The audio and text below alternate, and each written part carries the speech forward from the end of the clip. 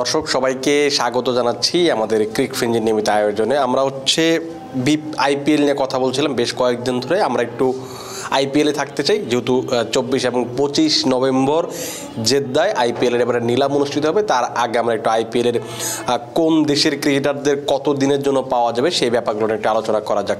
দেখুন, প্রত্যেকটা মৌসুম যখন শুরু হয় তখন কিন্তু বেশ কিছু ক্রিকেটার থাকে যাদেরকে পুরো মৌসুম পাওয়া যায়, আবার কাউকে হয়তো অর্ধেক মৌসুম পাওয়া যায়, কিংবা কারোকে বেশ কয়েকটা ম্যাচের জন্য পাওয়া যায়। সেটার জন্য কিন্তু আইপিএলের ফ্র্যাঞ্চাইজিরা বেশ সবসময় সরব ছিল।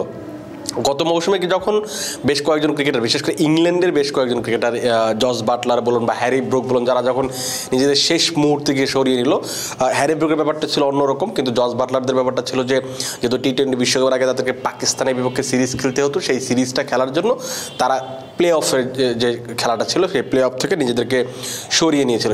তারপর কিন্তু এই আইপিএলের ফ্র্যাঞ্চাইজিরা সেই ব্যাপারটা নিয়ে একটু বেশি সরব ছিল। কারণ হচ্ছে তাদের কথা হচ্ছে যে আমরা যখন একটা প্ল্যানিং করে কোনো ক্রিকেটারকে দলে নেই তখন আমাদেরকে পুরো মৌসুমের জন্য দলে নিতে হয়।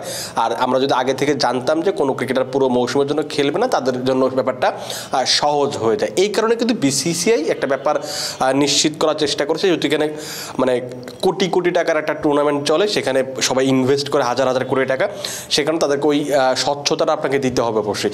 তো বিসিসিআই এবার ব্যাপারটা কী করেছে, যখন আপনি প্রত্যেকটা বোর্ডের কাছে তাদের ক্রিকেটারদের নাম চাওয়া হয়েছিল যে কে কে এবার আইপিএলের নিলামের নাম দিবে, আর তখনই ওই বোর্ডের কাছ থেকে জানতে চাওয়া হয়েছে যে কোন ক্রিকেটার কবে নাগাদ ফ্রি থাকবে, কতদিন খেলতে পারবে, সেই ব্যাপারগুলো যেন এখন কনফার্ম করে দেওয়া হয়। এখন জিনিসটা হচ্ছে বাংলাদেশের যখন কেউ দল পায়, বিশেষ করে আপনি যদি লাস্ট কয়েকটা মৌসুম আপনি দেখেন, মুস্তাফিজুর রহমান কিংবা সাকিব আল হাসান যখনই দল পেয়েছে তখনই কিন্তু এই আলোচনাগুলো উঠে এসেছে যে তারা কতদিন খেলবে, কতদিনের জন্য যেতে পারবে, আদৌকে তারা যেতে পারবে কিনা, এই ব্যাপারগুলো সবসময় প্রশ্ন ছিল। কারণ হচ্ছে যে যখন আইপিএল হয় তখন বেশিরভাগ সময় বাংলাদেশের কোনো না কোনো একটা সিরিজ থাকে। অন্য দল যদিও সিরিজ খেলে না তেমন, কিন্তু বাংলাদেশের একটা না দুটো সিরিজ থাকেই সবসময়।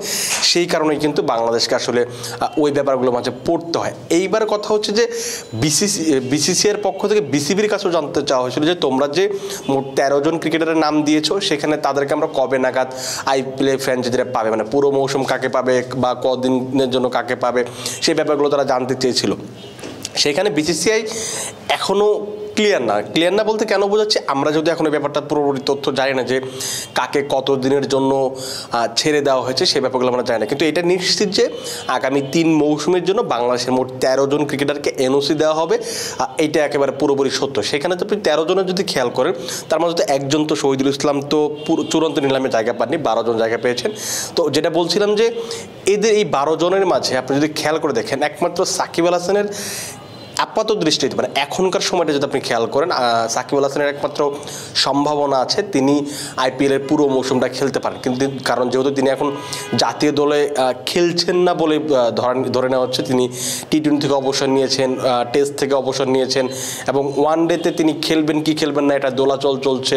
তার জাতীয় দলে ফেরার সম্ভাবনা কতটুকু বা চ্যাম্পিয়ন্স ট্রফিতে তার খেলার সম্ভাবনা কতটুকু, এই প্রশ্নগুলো সবসময় উঠছে। আর একটা ব্যাপার হচ্ছে যে সাকিব যদি খেলেনও, তার কিন্তু 2025 চ্যাম্পিয়ন্স ট্রফির পরে ওয়ানডে থেকে অবসর নেওয়ার কথা আছে। তার মানে হচ্ছে তিনি বাংলাদেশের জাতীয় দলের হয়ে আগামী মার্চ পর্যন্ত খেলছেন না। তার মানে হচ্ছে আইপিএলের আগামী 3 মৌসুমে সাকিব আল হাসান যদি দল পান, সেক্ষেত্রে তিনি পুরো মৌসুম খেলতে পারবেন। সাকিবের জন্য এটা খুব বড় একটা ব্যাপার, খুব ভালো একটা ব্যাপার।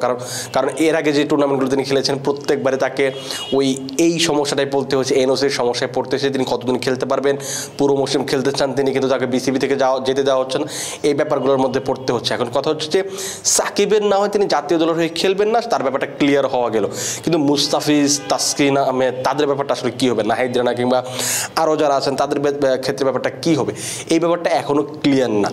বিসিসিআইয়ের কাছে বিসিবি যে তথ্যটা দিয়েছে, সেখানে ক্রিকইনফো যে তথ্যটা বলছে যে তাদেরকে বিশেষ কিছু সময় হয়তো পাওয়া যাবে, বা মানে এখনো ফিক্সড না যে তাকে কাউকে 1 মাসের জন্য, কাউকে 2 মাসের জন্য বা 3 মাসের জন্য পাওয়া যাবে। এখন ব্যাপারটা হচ্ছে আপনি যখন এইরকম আনক্লিয়ার একটা ব্যাপার রাখবেন, তখন কি হয়, ফ্র্যাঞ্চাইজিদের সমস্যা হয়, বা ফ্র্যাঞ্চাইজিদের একজন ক্রিকেটারকে দলে নিতে চিন্তা করতে হয়। কারণ আপনি যখন কারো উপর 2 কোটি 3 কোটি বা 5 কোটি টাকা ইনভেস্ট করবেন, তখন আপনি চাইবেন যে ওই ক্রিকেটারের কাছ থেকে আপনি পুরো মৌসুম যে 18টা ম্যাচ থাকুক বা 14টা ম্যাচ থাকুক, এই ম্যাচের আপনার ওই ক্রিকেটারকে পাওয়ার আপনি চেষ্টা করবেন। সো আপনি যখন এটা পাবেন না তখন আপনি প্রথমেই আপনি তার দিক থেকে মুখ ফিরিয়ে নেবেন। এই কারণে কিন্তু বাংলাদেশের ক্রিকেটার দু একজনের যে সম্ভাবনা থাকে সাকিব এবং মুস্তাফিজের বাইরে, সেটাও কিন্তু আসলে শেষ পর্যন্ত দল পাওয়া হয় না। এবারও হয়তো সেই আনক্লিয়ার ব্যাপারটা থাকবে। তবে আমি যতটুকু জানি, আমি আপনাদেরকে বেশ কয়েকদিন ধরেই বলছিলাম যে আমাদের এক প্রতিনিধির সঙ্গে আপনার এক ক্রিকেটারের এজেন্টের কথা হয়েছে। সেই প্রতিনিধির মাধ্যমে আমরা জানতে পেরেছি বা ওই এজেন্ট আমাদেরকে যে জিনিসটা জানিয়েছে যে মৌখিকভাবে বিসিবির পক্ষ থেকে ক্রিকেটারদের বলে দেওয়া হয়েছে তোমরা যদি কেউ দল পাও, এটা যেই পাক না কেন, তোমাদেরকে পুরো মৌসুম খেলতে দেওয়া হবে। এখন কথা হচ্ছে যে এটা না হয় ক্রিকেটাররা জানলেন, কিন্তু এটা যদি আইপিএলের ফ্র্যাঞ্চাইজিরা না জানেন সেই ক্ষেত্রে আসলে ব্যাপারগুলো কী হবে? আমার কাছে মনে হয় যে বিসিবির উচিত ছিল একেবারে প্রথম থেকে বিসিসিআইয়ের কাছে যে চিঠিটা দেওয়া হয়েছে বা মেইলটা দেওয়া হয়েছে সেখানে একদম ক্লিয়ার করে দেওয়া যে বাংলাদেশের কোনো ক্রিকেটার যদি দল পায় সেক্ষেত্রে অবশ্যই তাদেরকে পুরো মৌসুম খেলতে দেওয়া হবে, তাদেরকে ওই পুরো মৌসুমের জন্য ছেড়ে দেওয়া হবে। তাহলে হচ্ছে বাংলাদেশের ক্রিকেটারদের জন্য দল পাওয়ার কাজটা তুলনামূলকভাবে সহজ হতো। আমার কাছে মনে হয় যে তখন দু একজনের চান্স আরও বেশি থাকলেও থাকতে পারতো। এই হচ্ছে বাংলাদেশের প্রেক্ষাপটটা বললাম। এখন যে জিনিসটা হচ্ছে অন্য দেশের ক্ষেত্রে ব্যাপারগুলো কীরকম, অন্য দেশের ক্রিকেট বোর্ডগুলো আসলে নর্মালি আইপিএলে যখন কেউ দল পায় তার বিরুদ্ধে খুব একটা যায় না বললেই বলা চলে। আপনি যদি সাউথ আফ্রিকা, নিউজিল্যান্ড কিংবা ওয়েস্ট ইন্ডিজ, জিম্বাবুয়ে এবং আফগানিস্তানের ক্রিকেটারদের ধরেন আপনি, ক্রিকেট মধ্যে জানাচ্ছে যে এই দেশের ক্রিকেটাররা যারা আছেন আগামী 3 মৌসুমের জন্য অ্যাভেলেবেল আছেন। যারাই দল পাবেন আগামী 3 মৌসুম পুরো মৌসুম খেলতে পারবেন। এখন কথা হচ্ছে বাকি দলগুলো যদি আপনি দেখেন, শ্রীলঙ্কার ক্ষেত্রে কিন্তু যেটা একই রকম ব্যাপার। শ্রীলঙ্কার বোর্ডের পক্ষ থেকে বলা হয়েছে যে এইবার যারা দল পাবেন তাদেরকে যদি পরের 2 মৌসুমে মানে 26 এবং 27 মৌসুমে রিটেন করা হয় তাহলে তারা পুরো মৌসুমে খেলার জন্য সুযোগ পাবেন, সেটা নিয়ে কোনো সন্দেহ নেই। এই ব্যাপারটা তারা ক্লিয়ার করে দিয়েছে।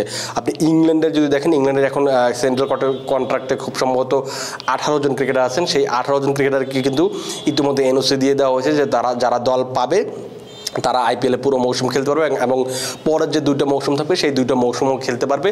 আর সেখানে কিন্তু বেশ কিছু বড় নাম আছে, Jos Buttler, Harry Brook, Jacob Bethell, Jonny Bairstow, Gus Atkinson, Brydon Carse, Sam Curran, Ben Duckett, Will Jacks, লিভিংস্টোনের মতো বেশ বড় বড় নাম আছে। তাদেরকে একেবারে পুরো মৌসুমের জন্য ছেড়ে দেওয়া হচ্ছে। এটা কিন্তু তাদের জন্য খুবই ক্লিয়ার একটা মেসেজ বলা যেতে পারে। আপনি যদি অস্ট্রেলিয়ার কথা বলেন, অস্ট্রেলিয়া এখানে একটা বড় ব্যাপার আছে, তারা কিছু শর্ত দিয়েছে।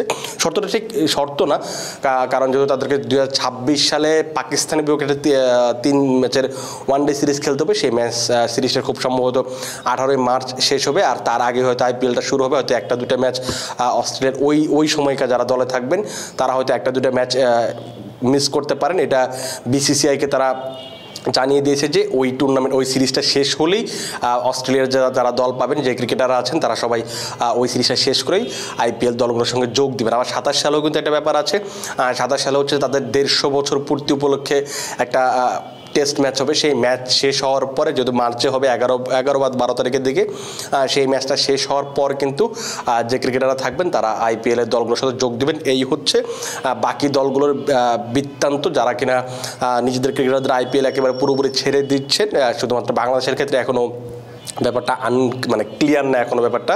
আমরা হয়তো আগামী কয়েকদিনে হয়তো যখন দল পাবে কেউ, তখন হয়তো আমরা আরও একটু বেশি ক্লিয়ার হতে পারবো। আমরা হয়তো জানতে পারবো যে আসলে যারা দল পাচ্ছেন তাদেরকে আসলে কীভাবে বিসিবি ছাড়ছে বা বিসিবি আসলে কী ধরনের শর্ত দিচ্ছে, এটা আমরা ক্লিয়ার হতে পারবো। আপাতত আপনারা ভালো থাকুন, সুস্থ থাকুন এবং ক্রিকফিঞ্জির সঙ্গেই থাকুন।